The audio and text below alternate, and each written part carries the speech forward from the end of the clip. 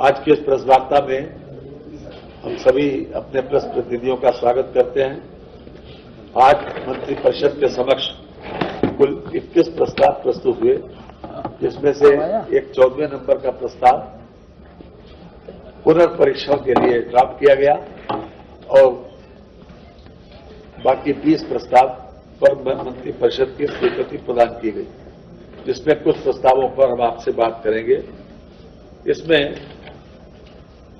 खास तौर से सरकार ने समय समय के ऊपर ये जो इंडस्ट्रियलिस्ट को, जो निवेश करने वाले लोग हैं, उनको छूट देने की बात कही, SGST में छूट देने की बात कही, स्टाम्प ड्यूटी वगैरह में, तो उसकी कंप्लायंस के आधार पर ये प्रस्ताव नंबर 2 है, उसको अवस्थापना इंडस्ट्रियल डेवलपमेंट का है विशेष रूप से। तो जो नीति के तहत जो इंडस्ट्री स्थापित हुई, यह है मेसर्स पसवारा पेपर्स लिमिटेड, जिला मेरठ।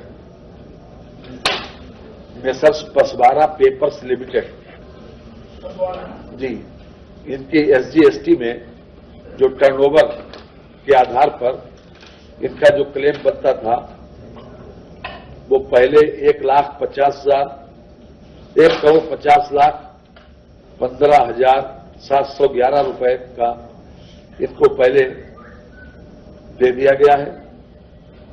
इनका टोटल बनता है 2,15,82,946, जिसमें से 1,50,15,711 का भुगतान पहले कर दिया गया। अब आज मंत्रिपरिषद के द्वारा जो स्वीकृति प्रदान की गई वो है 65,67,235 रुपए। इसकी प्रतिपूर्ति पर मंत्रिपरिषद ने अपनी सहमति प्रदान की है, 65,67,235 रुपए। दूसरा प्रस्ताव भी इंडस्ट्रियल डेवलपमेंट का ही है। इसमें 2017 की प्रोत्साहन नीति के अंतर्गत मुख्य सचिव उत्तर प्रदेश शासन की अध्यक्षता में गठित एम्पावर्ड कमेटी की दिनांक 15 मई 25 को संपन्न बैठक में जो संस्तुति की गई, इसमें 2 फर्में हैं। एक messrs KR pulp and papers limited, जिला Shahjahanpur, KR pulp and papers limited, जिला शाहजहांपुर। इनके लिए वित्तीय वर्ष 2021-22 तथा 2022-23 एवं 22-23 की 56,39,785 रुपए इनको दी जाए, इस बात की सहमति आज मंत्रिपरिषद ने दे दी। इसी तरह से messrs Vrindavan agro industries private limited, जिला मथुरा को दिनांक 1/4/23 से 30/9/24 तक की अवधि के लिए इनको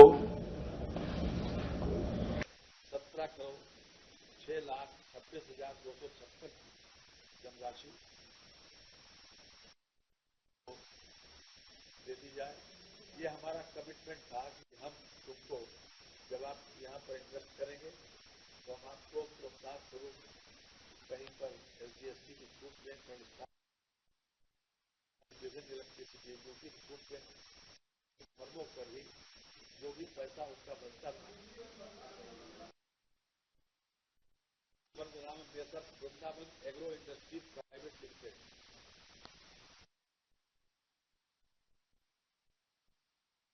17,06,26,256 रुपए।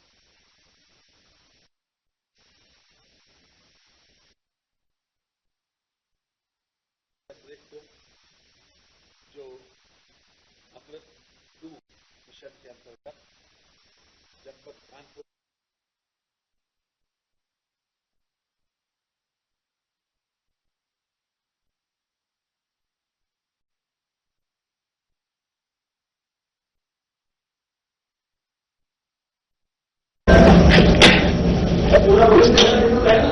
जी जी हाँ 9 लाख पॉपुलेशन प्रभावित होगी। ठीक है, ये इसके अलावा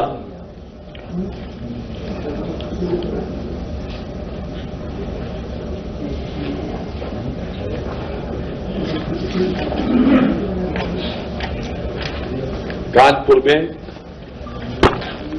जनपद कानपुर में नगर स्थित 14/112 civil lines the Georgina MacRobert memorial hospital की 45,000 वर्ग मीटर नजूल भूमि को मल्टी स्पेशलिटी अस्पताल स्थापित किए जाने हेतु कानपुर विकास प्राधिकरण को हस्तांतरित किए जाने के संबंध में ये है जी, ये 7 नंबर का है। ये 45,000 वर्ग मीटर जमीन जो है नजूल भूमि की, अब हॉस्पिटल जो है अभी तक इसमें था वो नजूल की जमीन पर, अब मल्टी स्पेशलिटी अस्पताल स्थापित किए जाने के लिए कानपुर डेवलपमेंट अथॉरिटी को ये ट्रांसफर की जा रही है।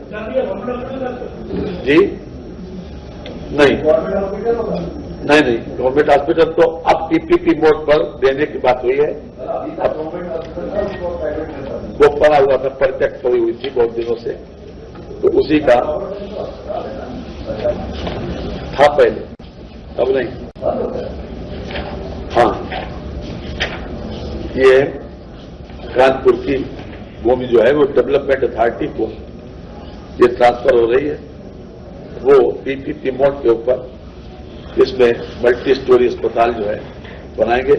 इसमें खास तौर से जो निर्देश दिया गया है कि 30 साल के लिए लीज पर दी जाएगी और 30 साल के लिए 2 बार इसका रिन्यूअल का भी प्रोविजन किया जाएगा डेवलपमेंट अथॉरिटी के द्वारा। वो अपना ऑप्शन करके पीपीपी मोड के ऊपर मेडिकल सुविधाओं को बढ़ाने के लिए ये दी जाएगी। इसके अतिरिक्त ये doctor Sampurnanand sports stadium Sigra Varanasi के संचालन, प्रबंधन एवं रखरखाव तथा तत्संबंधी राष्ट्रीय उत्कृष्टता केंद्र हेतु भारतीय खेल प्राधिकरण द्वारा उपलब्ध कराए गए अनुबंध पत्र के संबंध में ये अपने आप में भारत सरकार से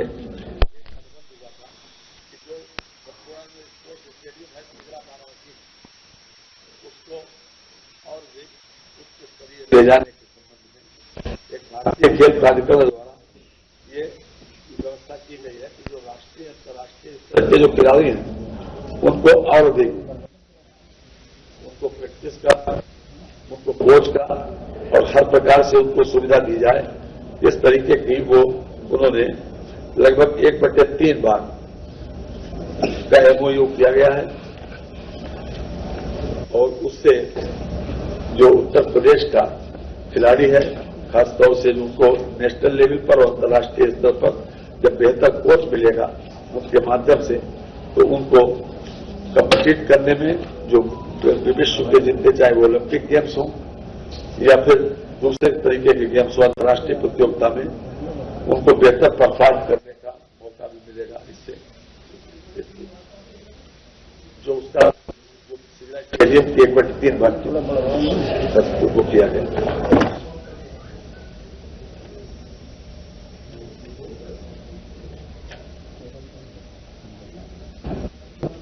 इसके अलावा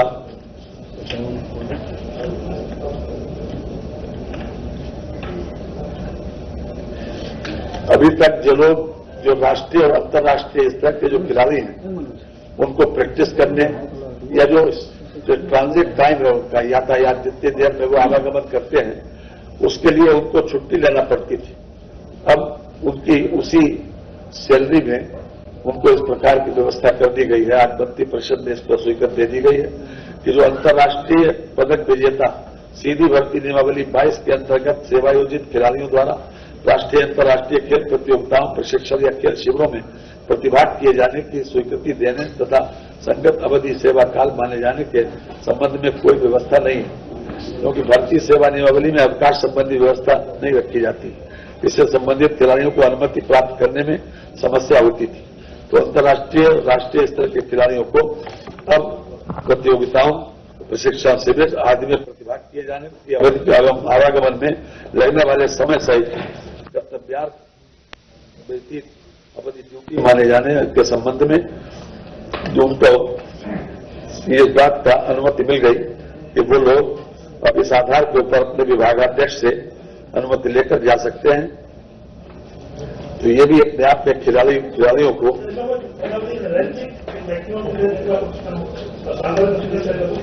ऐसा है ये विभागाध्यक्ष तय करेगा।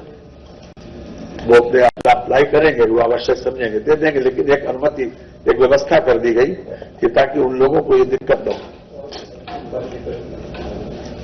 अब जो लोग जो अंतर्राष्ट्रीय स्तर पर, राष्ट्रीय स्तर पर खेलते हैं तो उनका जो जुनून होता है, केवल जुनूनी आदमी वहां तक पहुंच पाता। तो जुनूनी आदमी ये थोड़ी करेगा कि यहां से क्या नाम आपसे छुट्टी लेगा, उसके बाद कोई और काम करेगा, तो यही करेगा। इसलिए ये मान के चला जाता है। वैसे भी विभागाध्यक्ष को इस बात के लिए वो कर दिया गया। ठीक है। इसके अलावा अंतर्राष्ट्रीय विजेता हो गया कर्तव्य में, हाँ 11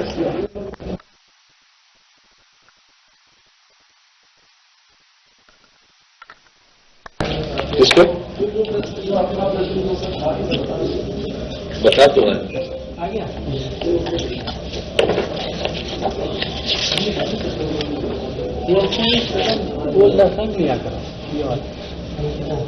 अयोध्या में, जनपद अयोध्या में विश्व स्तरीय मंदिर संग्रहालय का निर्माण एवं संचालन कराए जाने के संबंध में इसमें टाटा एंड सन्स को 25 एकड़ जमीन दी गई थी 15 मार्च 2024 में। लेकिन उन्होंने एक मीटिंग में इस बात के लिए 20/5/25 को जनपद अयोध्या में एक मीटिंग हुई थी, उसमें उन्होंने मांग ये की थी, 25 एकड़ दी गई थी पहले एक म्यूजियम बनाने के लिए। तो उन्होंने ये अपेक्षा की टाटा एंड सन्स ने कि इसमें हमारे लिए स्थान कम पड़ेगा, जो उनका बहुत बृहद दृष्टिकोण है। उसके हिसाब से उन्होंने जमीन को बढ़ाए जाने के लिए जो आग्रह किया था। तो उसी संदर्भ में अब जो नया लीज एग्रीमेंट जो है वो इस बात के लिए हुआ है कि अब 52.102 एकड़ विश्व स्तरीय मंदिर संग्रहालय के निर्माण हेतु उनको जमीन दी जा रही है। ये नजूल की भूमि है। 52.102 ये विश्व स्तरीय संग्रहालय का निर्माण वो करेंगे। इसमें खास तौर से संग्रहालय का प्राथमिक उद्देश्य प्राचीन भारतीय मंदिर वास्तुकला शैलियों का विकास, इसके सिद्धांतों, इसके संरचनात्मक घटकों, क्षेत्रीय शैलियों और साहित्य कलात्मक ऐतिहासिक रुचि की वस्तुओं के संरक्षण का एक व्यापक प्रदर्शन वहां पर करना है। इसलिए एक बहुत बड़ा संग्रहालय भी प्रस्तावित किया गया है और मैं समझता हूं कि आपके लिए बहुत सुखद अनुभूति होगी सभी लोगों को। 14 जो है वो डिफर हो गया है। इसके अलावा फिर दिव्यांगजन वाला एक है जी, जो चीज बताने के लिए कहा जाता है बता दिया जाता है। अब ABCD देखिए और फिर XYZ देखिए। है जी,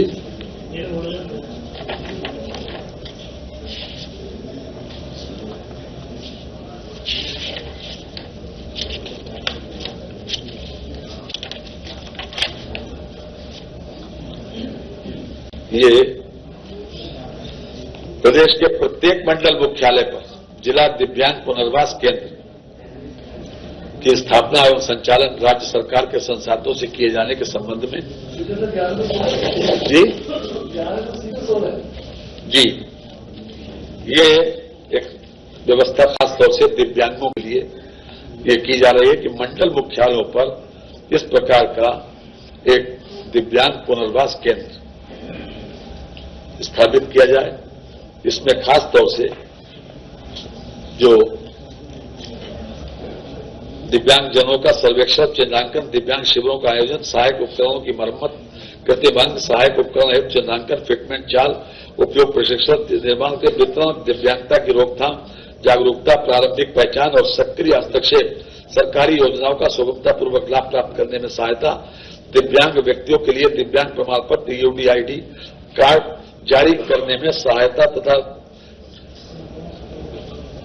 परामर्श, फिजियोथेरेपी, स्पीच थेरेपी आदि प्रदान किया जा सकेगा, जो हर मुख्यालय के ऊपर, मंडल मुख्यालय के ऊपर इस प्रकार का केंद्र बनने का एक प्रस्ताव है। आज मंत्री परिषद ने इस पर भी अपनी सहमति दे दी। अब इसके अलावा लोक निर्माण विभाग के दो हैं, जो लोक निर्माण विभाग के हैं जी। एक तो यह है जनपद चंदौली में चंदौली सकलडीहा सैदपुर मार्ग राज्य मार्ग चैनल 29.670 तक 4 लेन में चौड़ीकरण और सुदृढ़ीकरण, लंबाई 29.672 किलोमीटर, इसको पुनरीक्षित किया गया है। पहले आ चुका था कि जीएसटी की रेट में परिवर्तित हो गया,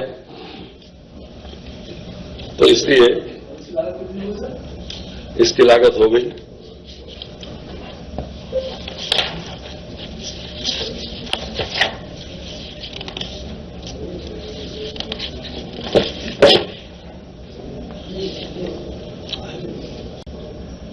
पुनरीक्षित लागत हो गई 4 अरब 91 करोड़ 47 लाख 24 हजार।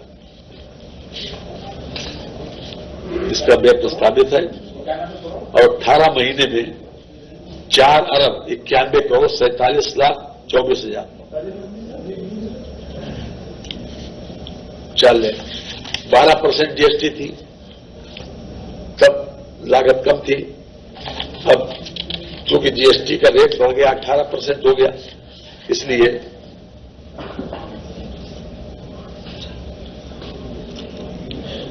इसमें 20 करोड़ रुपए तो कम भी हुआ है।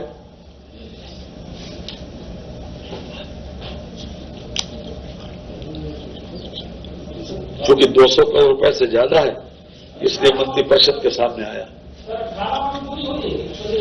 जी। 18 महीने बागपत वाला जो पहले पर्यटन विभाग को जमीन ट्रांसफर की गई थी, उसी पर एक बहुत बड़ा केंद्र बनाने का की बात है कि बहुत बड़ा वो बनाने की एक अंतर्राष्ट्रीय योग केंद्र बनाने की बात है। जनपद बागपत में ग्राम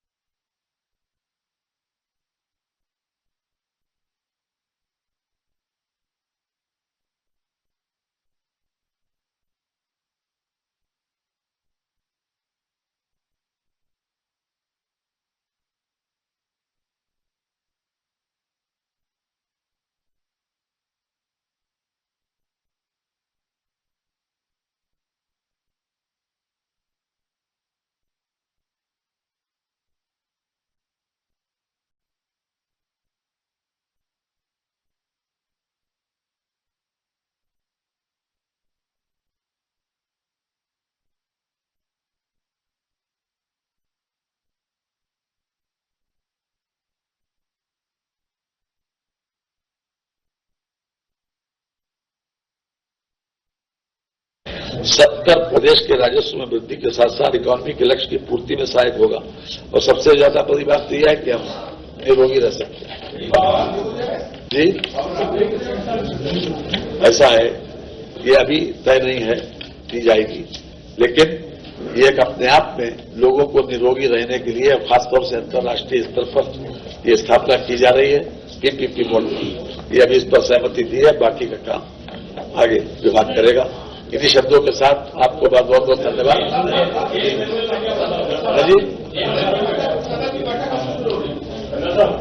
सदन की बैठक जो है ये जब शुरू होगी, जब मंत्री परिषद की सहमति हो जाएगी। ये कैसा है सुनिए, देखिए आज मैं केवल सुनिए प्लीज, आपके सामने पहले